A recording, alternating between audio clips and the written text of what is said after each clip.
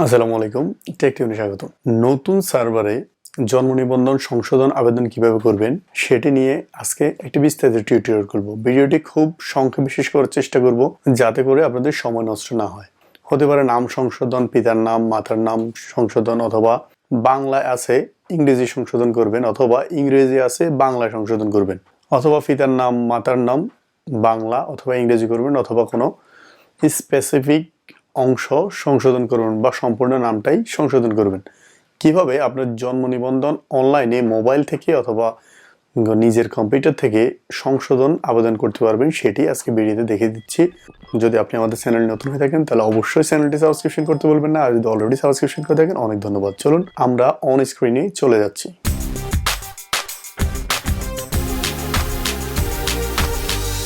প্রথমে আপনি যে কোনো একটি ব্রাউজার থেকে, মোবাইল থেকে হোক বা পিসি থেকে হোক, যে কোনো একটি ব্রাউজার থেকে bdris.gov.bd এই ওয়েবসাইটে যাবেন।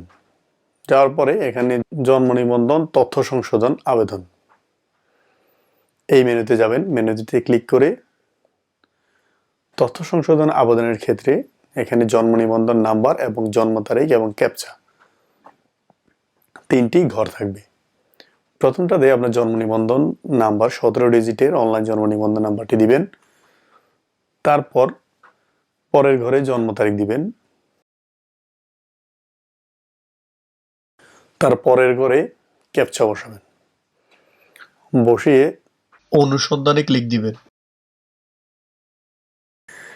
দেওয়ার পর ওই জন্ম নিবন্ধনের সংশ্লিষ্ট ব্যক্তি জন্ম নিবন্ধনের সকল তথ্য নিচে দেখাবে। সেখানে ডান পাশে নির্বাচন করুন লেখার মধ্যে ক্লিক করবেন।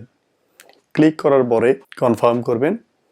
এবার চলে আসে যথারীতি আপনার জন্ম নিবন্ধন তথ্য সংশোধন আবেদনের ফর্ম। এখানে লেখা আছে সর্বোচ্চ 7 বার আপনি জন্ম নিবন্ধন সংশোধন করতে পারবেন, যেটি আগে সর্বোচ্চ 6 বার সংশোধন আবেদনের সিস্টেম ছিল। এখানে তথ্য সংযোজন করবেন।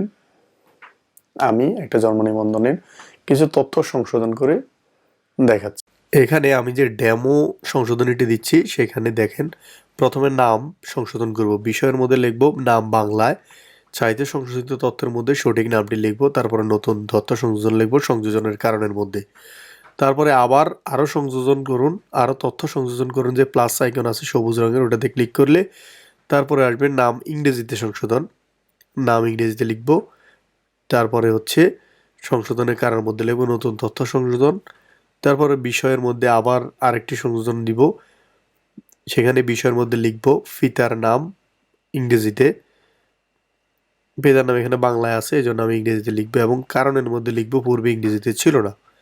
তারপরে মাতার নাম সিলেক্ট করব আরেকটি সংযোজন নিয়ে, তারপর লিখব সাইজে সংশোধিত তথ্যে মাতার নাম। সংশোধনের কারণের মধ্যে ঠিক একইভাবে লিখব পূর্বে ইংরেজিতে ছিল না। তারপরে আবার প্লাস তথ্য সংশোধন করুন ঘরের মধ্যে দিব, দিয়ে যতগুলো সংশোধন আছে সবগুলো সংশোধন একসাথে করতে পারবো। এখানে মাতার নাম বাংলায় ভুল ছিল, আমি মাতার নাম বাংলায় ঠিক করে দিচ্ছি। চাইতে সংশোধিত তথ্যে সঠিকটা দিব এবং সংশোধনের কারণের মধ্যে লিখব নতুন তথ্য সংযুক্ত, যেহেতু ভুল ছিল ওটা বাদ যাবে, নতুন তথ্য সংযুক্ত হবে। তারপরে যদি আর কোনো সংশোধন থাকে সেটি দিব, না হলে জন্মস্থানের ঠিকানা, স্থায়ী ঠিকানা এবং বর্তমান ঠিকানা ক্লিক করে লিখে তারপর সংযোজনের মধ্যে চলে যাব। তারপর হচ্ছে সংযোজন, কি অ্যাটাচমেন্ট, কি প্রমাণ আছে, ডকুমেন্ট আছে, এই ডকুমেন্টগুলো আগে স্ক্যান করে রাখবেন, মোবাইলে হোক পিসিতে হোক স্ক্যান করে রাখবেন। অবশ্যই সেটি যেন 100 কিলোবাইটের কম হয়। এখন আসেন সংশোধনের ক্ষেত্রে কোন সংশোধনে কি দিবেন। নিজের নামের সংশোধনের ক্ষেত্রে তারপরে নিজের নামটা যে সংশোধন করবেন তার প্রমাণ ক্ষেত্রে, যেমন জাতীয় পরিচয়পত্র, এসএসসি সার্টিফিকেট অথবা জেএসসি সার্টিফিকেট, ড্রাইভিং লাইসেন্স বা যেগুলো থাকে আপনার নামের প্রমাণের জন্য।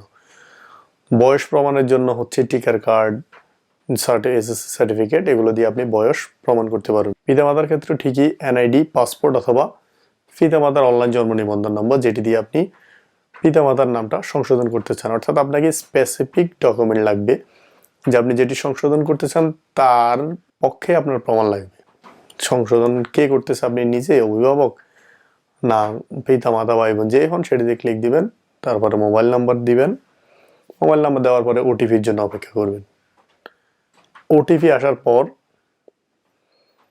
আপনার আবেদনটি এভাবে সাবমিট করবেন। সাবমিট হওয়ার পর একটা পিন নাম্বার আসবে। এই পিন নাম্বারটা নিয়ে স্ক্রিনশট রেখে দিবেন, অথবা এটি সরাসরি প্রিন্ট করে আপনার সংশ্লিষ্ট ইউনিয়ন পরিষদ অথবা পৌরসভা অথবা সিটি কর্পোরেশন অফিসে নিয়ে যাবেন। কেননা অনেকদিন থেকে সার্ভারের সমস্যার কারণে আবেদন কপিটা প্রিন্ট করা যাচ্ছে না।